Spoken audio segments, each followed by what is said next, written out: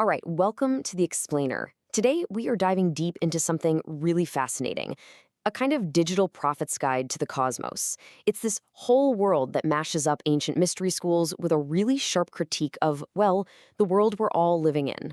So let's jump right in. To kick things off, I've got a question for you, and it sounds kind of like a trick question, I'll admit. What on earth connects the philosopher Nietzsche, rap music, and the Book of Revelation? I mean, those three things couldn't be more different, right? Well, the answer, believe it or not, comes from the teachings of just one person, an online figure who takes all these different threads and weaves them into one single, powerful worldview. This figure is mostly known as Odegu Nimrod, but they also go by Oshiri and the pretty mysterious O Point 7. And yeah, even Doctor Strange. So you can see, this isn't just one simple persona. It's this complex identity that's pulling from all over the place, from esoteric traditions to pop culture, to create a totally unique system of thought. Okay, so where do we even begin with a worldview like that? Let's start at the very foundation of this whole belief system, because it's built on a pretty radical idea. The core claim here is pretty bold.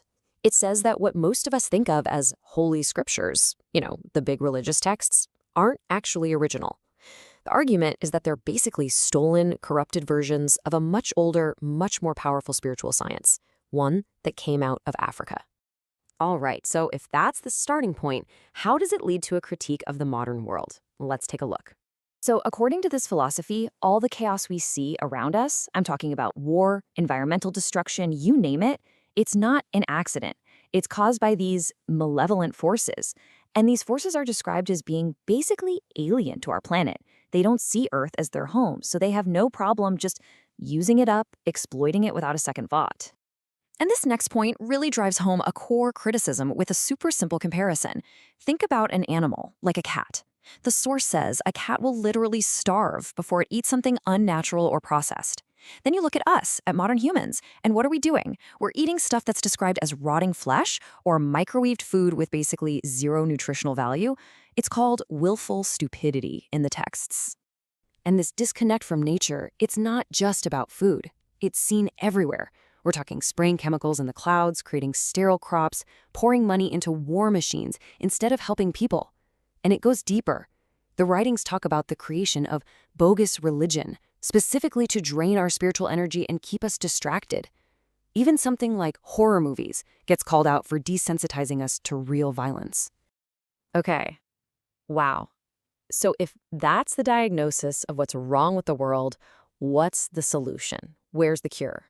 Well, according to these teachings, you don't look outside. You start within. Get this, the heart is presented as way more than just an organ that pumps blood. It's described as our central processor, almost like an alien intelligence inside of us. And it supposedly creates a real actual magnetic field, an aura all around you. And the vibrations from your emotions, that's what shapes this field. And in turn, it's what attracts everything that happens in your life. So you can't just let that energy run wild. You have to actively guard it, and it's a daily practice. It's a three-step process, really. First, you have to constantly return to a state of compassion, no matter what's happening. Second, you learn to generate that positive feeling from inside yourself without needing something good to happen first. And third, you literally have to remind yourself who you are every single day. And that is the key.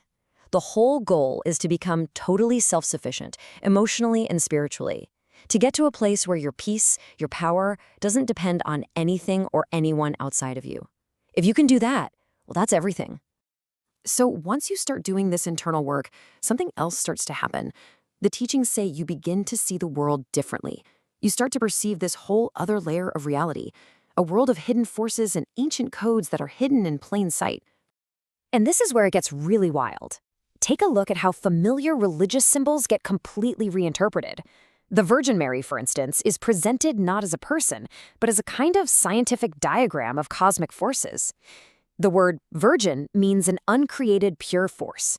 Mary represents its watery, fluid nature. Her blue and white clothes. Blue is for magnetism, white is the gateway for souls. And that serpent she's standing on? That symbolizes crushing your own lower desires to tap into a higher cosmic energy. It's a total recoding of everything. But this decoding isn't just about old religious symbols. It applies to modern culture too. And there's one art form that gets singled out as being especially powerful, and that's rap music, rhythm and poetry. Yeah, I know. Rap music as a magical art? It sounds like a stretch. So, how could rhythm and poetry possibly be a form of magic? Let's look at the logic behind that claim.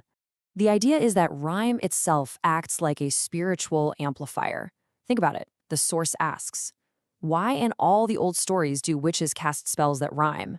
It wasn't just for fun. The claim is that rhyming your affirmations, your intentions, actually focuses and boosts their power, forcing the universe to respond more quickly.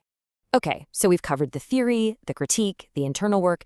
Now let's get down to the nuts and bolts. What are the actual physical steps someone is supposed to take to reclaim all the spiritual power? The path laid out is super holistic. It's not just about thinking differently, it's about a total overhaul. It starts with cleaning out your body, literally, cleaning your colon and eating plant-based foods to absorb their intelligence. Then there's the spiritual side, performing rituals to get rid of what are called psychic organisms that might have attached to you during things like infant baptism. You're also encouraged to practice martial arts to strengthen your root chakra, your foundation for self-love. And finally, a big one, you have to jettison all beliefs that come from colonial Europe. It's a complete deprogramming. So after all that, what's the main takeaway? Well, it might just be this one quote. It really says it all. This path, it's not for everyone. It's made very clear that this is a difficult, demanding journey. It's about purifying yourself, decoding the world around you, and it's reserved for the few, the very few who are willing to do the work.